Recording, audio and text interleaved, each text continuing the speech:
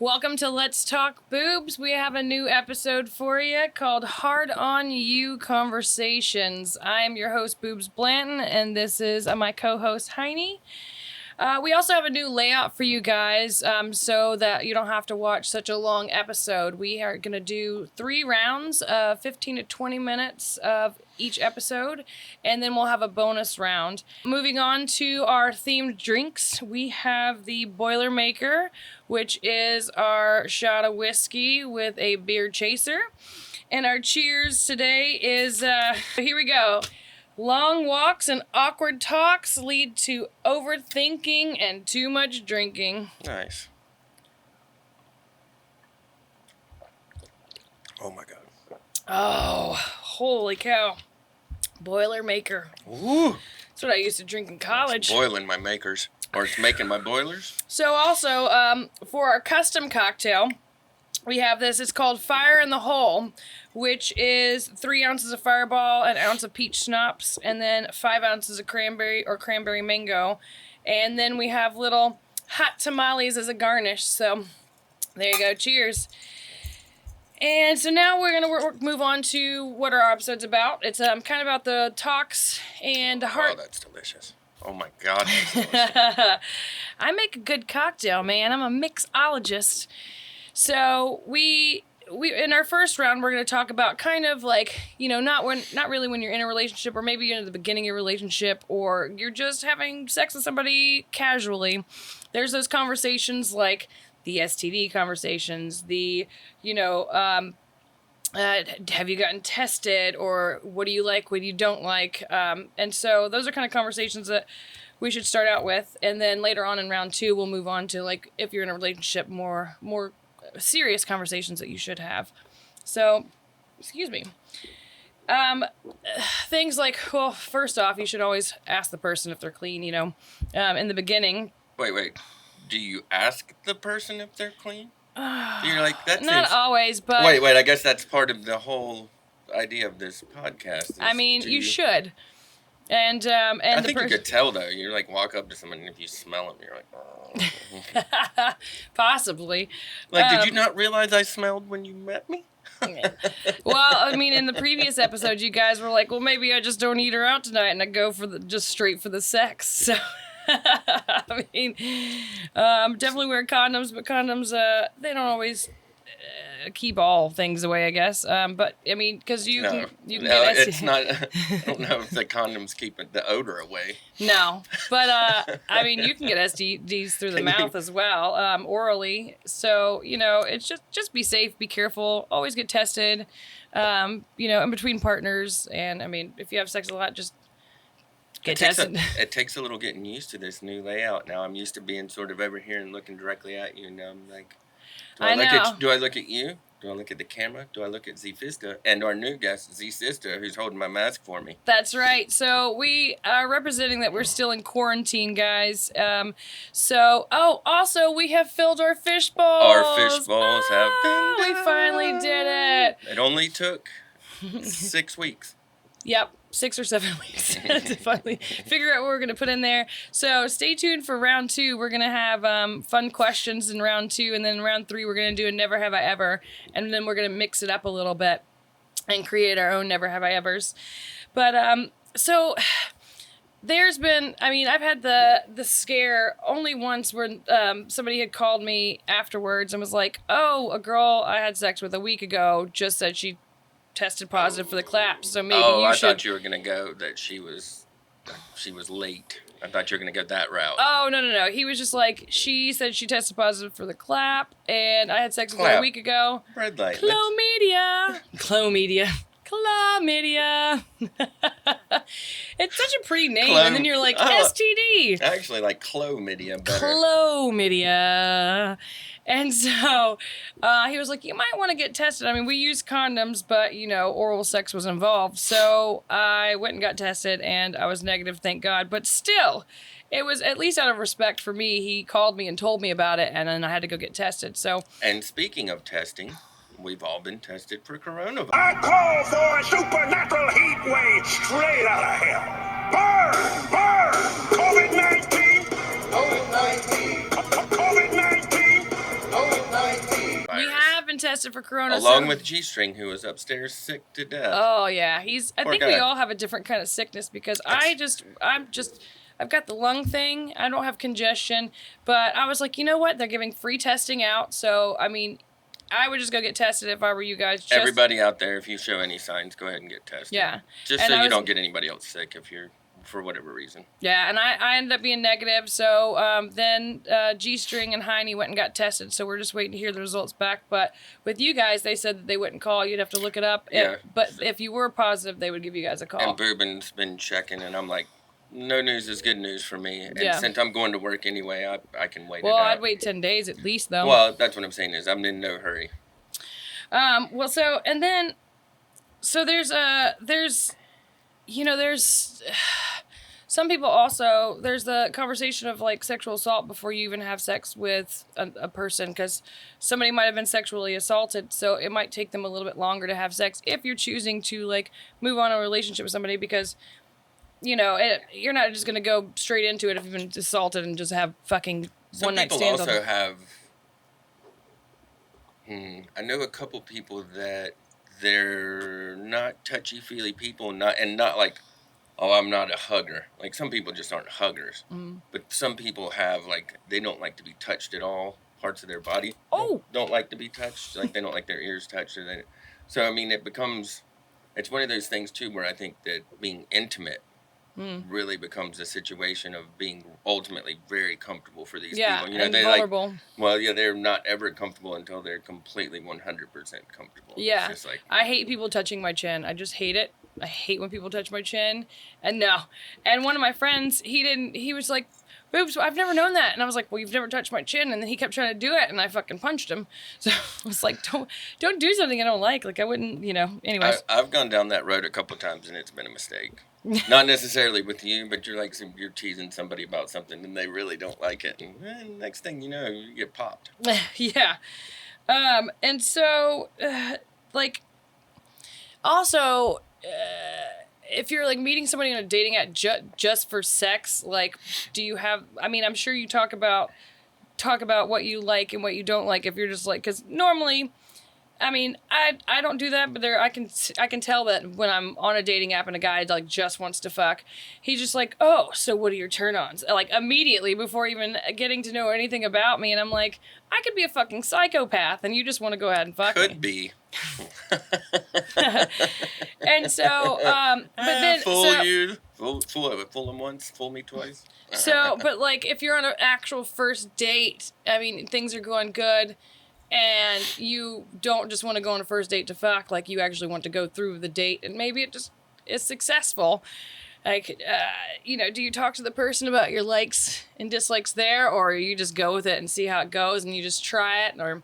Well, I think you don't improvise. I don't think you deep dive into likes, but I think you get first dates generally. You definitely are feeling each other out. Do we have stuff in common, or do you like country music and I like rap, or do you I mean, you definitely have I would say more commonality discussions than super specific about certain things. And then if you're having sex on the first date, you're usually trying multiple things anyway because you're so hot and heavy for them. You're usually probably not going to have a second date with that person. Yeah, more than likely, yeah. Like and not because they wouldn't to, but generally, if something was to go down the first time that I met somebody, it probably might be somebody that I wouldn't see again. Yeah, well, and that's how I am too. Like, I don't fuck somebody on the first date if I plan on dating them out of like respect for myself, because if I want to, it's hard to go backwards. Yeah, it's hard to get some of that.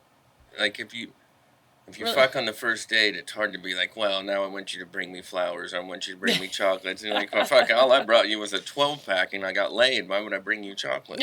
Stuff like that. So it's hard to go backwards in those situations. And I know that, you have in an infinite amount of movies that are made, what is it, for 40 days and 40 nights? Yeah, with Josh Perfect Hartnett. example where he's like, it's that idea of where if it's too easy, then it also takes that sort of initial drive away. Yeah. Like, you know, if you We're hit like, the "Well, hole I've in one on already the, got it, yeah. right, if you hit the hole in one on the 16th hole every time, then you might just skip the 16th hole because it's too easy. You know what I'm saying? Like, Yeah. Well, and the thing is too, like if I want to date somebody, I usually wait like a month or two. Like, oh, I thought it was the, oh, what do they call them? The darts that knock animals out. I thought that's how you did it. oh, I mean, well, Tranquilizer darts. I thought you hit them with tranquilizer. Yeah. If I want to have sex with them the first night. Oh, that's what I'm saying. But like if I want to date them, you know, then No I wait. tranquilizer, Yeah, no tranquilizers needed. Just 1 or 2 months of no sex. It's pretty much the same pain. Yeah. I'm much more into the tranquilizer dart, actually. I bet you are. But with me, I mean, I'm very open with my sexuality, so I tell you exactly what I want right then and there, or if you ask. But there's And some I would people. say I'm not. I would say that generally I'm somebody for the show. I think that it may surprise some people, but for me personally, if a personal relationship, it's almost got to get drawn out of me more than it is that I'm just going to offer up a bunch of information. Yeah, I think so they have to ask you. Yeah, I think somewhat the format of the show. Like, I'll have a sexual discussion on this show that I might not have with some of my friends. Yeah. You know what I'm saying? I'm not one of those guys that really sort of goes around bragging about accomplishments or stuff like that. Well, I think a lot of people are. I think, you know, and I think it could be the people who maybe talk a lot outside of a public environment. If you put them in front of a camera, maybe like, oh, I don't want to discuss these things. Yeah. And to me, I'm like, I don't want to discuss these things unless you put the camera in front of me. And I'm like, there are a few things that I won't say on camera for sure, even though I am very, very open with a lot of things.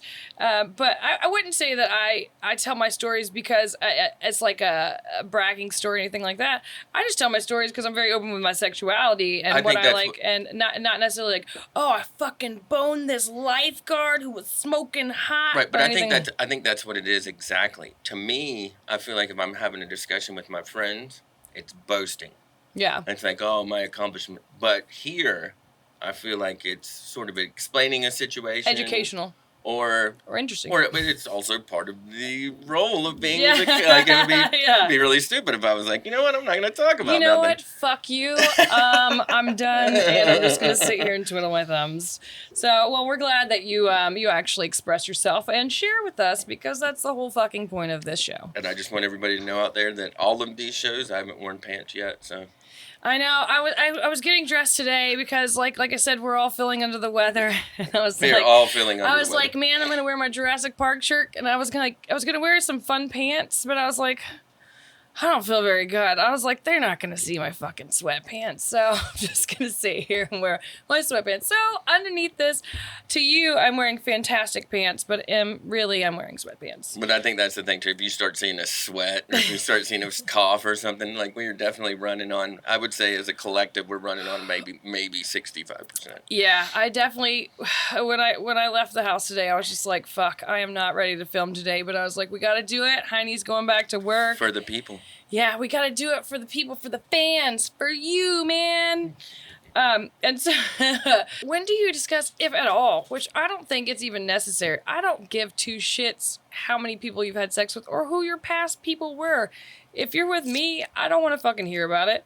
I don't care if it's one. I don't care if it's a million. Yeah, that's always as long as you're safe and you know. That's definitely always been one of the things to me that's never really, like, honestly, I don't want to know, and I know I don't want to know. Yeah. And I've dated a couple girls that are like, they're so, like, well, especially if you have any exes that you stay friends with, it kind of creates this sort of, like, why are you still friends with her?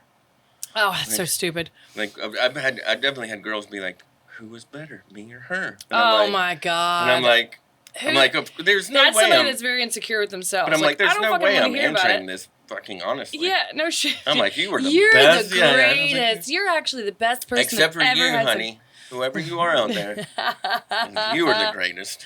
You're the best. But I mean, it's like that. Hey, honey, do I look fat in these jeans? Like, you better be careful about saying yes.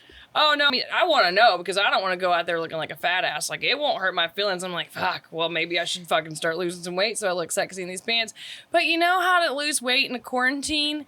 Instead of wearing sweatpants, wear a bikini all day. And then when you start feeling sexy, that's when you're back in shape. That's how I do it. I'm always like, God, it's like, terrible. When we're doing editing and he's just walking around in a my bikini. Yeah. And you know what's in my You're lucky he summertime? has clothes on, guys.